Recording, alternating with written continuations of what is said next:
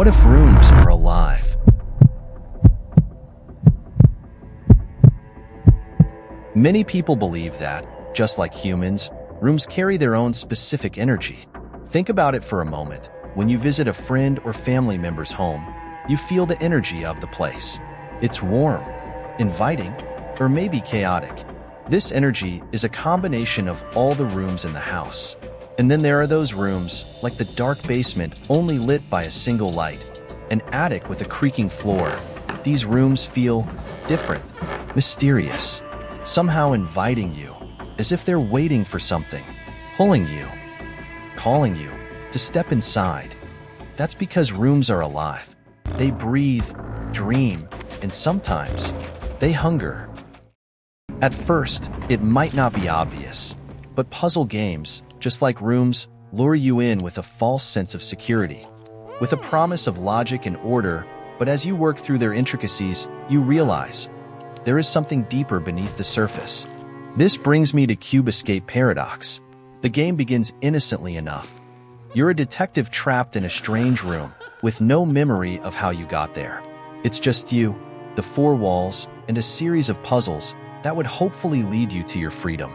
But as you start exploring, you can't shake the feeling that the room isn't just a setting. It's a character, a presence.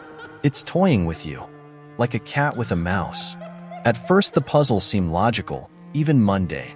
But then, strange things start to happen. The TV flickers to life on its own, showing you yourself, speaking directly from the screen. The phone rings, and a calm voice on the other end appears to know you. Detective Vandermeer, I do hope you're enjoying your stay. A place to empty the mind. Be warned, some find this place hard to leave. Then a dark figure starts to lurk at the edges of your vision. And then you come face to face with a mysterious woman who's been haunting you. All she says is, "Move my face." From that point on, the puzzles abandon all logic. The room bends and shifts around you like a predator playing with its prey.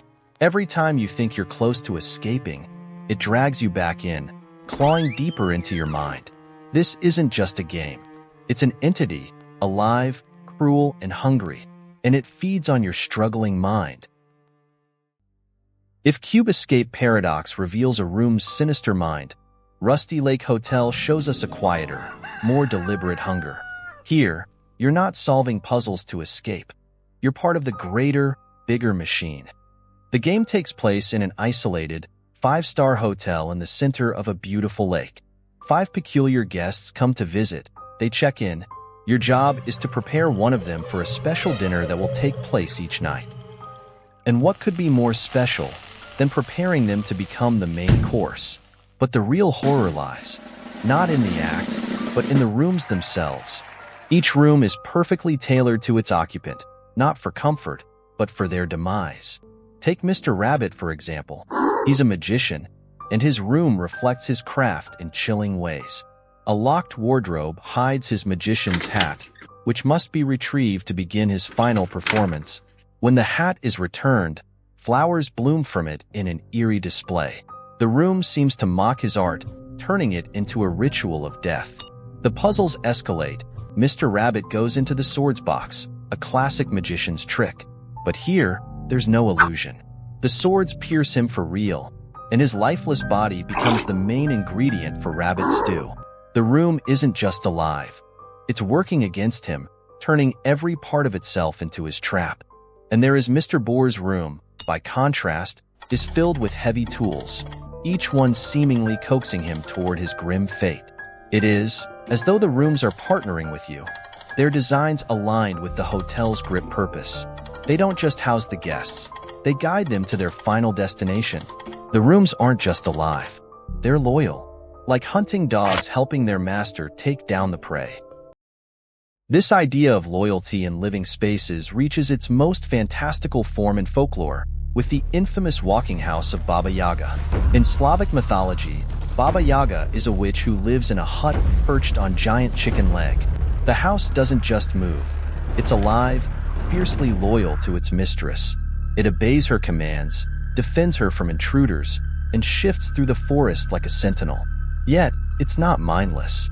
In many stories, the house tests visitors, challenging their wits or resolve before allowing them inside. Baba Yaga's hut isn't just a home.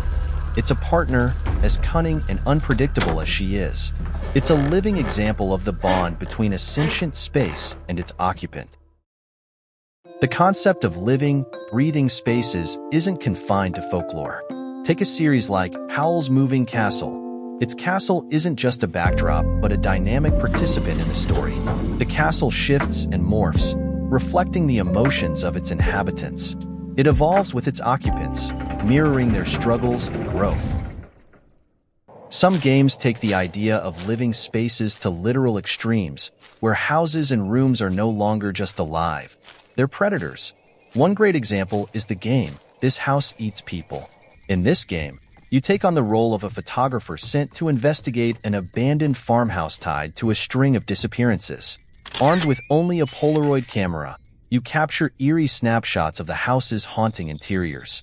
But the deeper you venture, the more apparent it becomes that the house is not just haunted, it's hungry.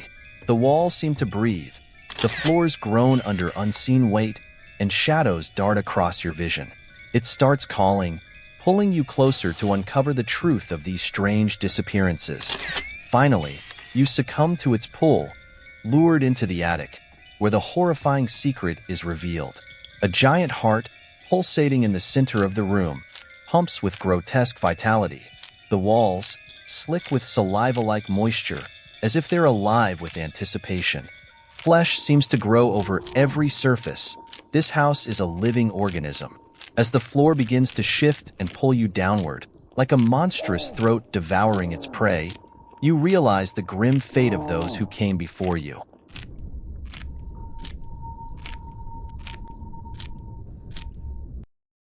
Whether they creep in the shadows or loom in the subconscious, living rooms and spaces have an undeniable power in stories and games.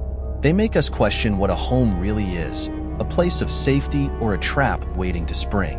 From folklore to modern media, these spaces remind us that the walls around us might not just be watching, they might be waiting.